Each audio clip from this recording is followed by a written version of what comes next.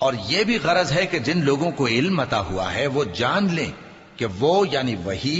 تمہارے پروردگار کی طرف سے حق ہے، تو وہ اس پر ایمان لائیں اور ان کے دل اللہ کے آگے عاجزی کریں، اور جو لوگ ایمان لائے ہیں اللہ ان کو سیدھے رستے کی طرف ہدایت کرتا ہے، اور کافر لوگ ہمیشہ اس کی طرف سے شک میں رہیں گے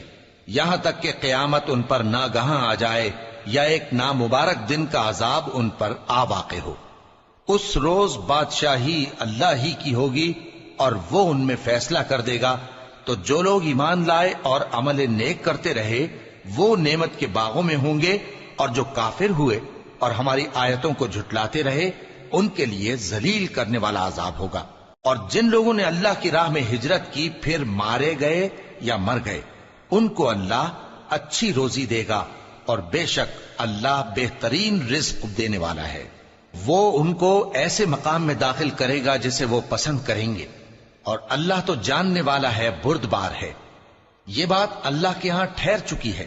اور جو شخص کسی کو اتنی ہی ایذا دے جتنی ایذا اس کو دی گئی، پھر اس شخص پر زیادتی کی جائے تو اللہ اس کی مدد کرے گا۔ بے شک اللہ معاف کرنے والا ہے، بخشنے والا ہے۔ یہ اس لیے کہ اللہ رات کو دن میں داخل کرتا ہے اور دن کو رات میں داخل کرتا ہے، اور اللہ تو سننے والا ہے، دیکھنے والا ہے۔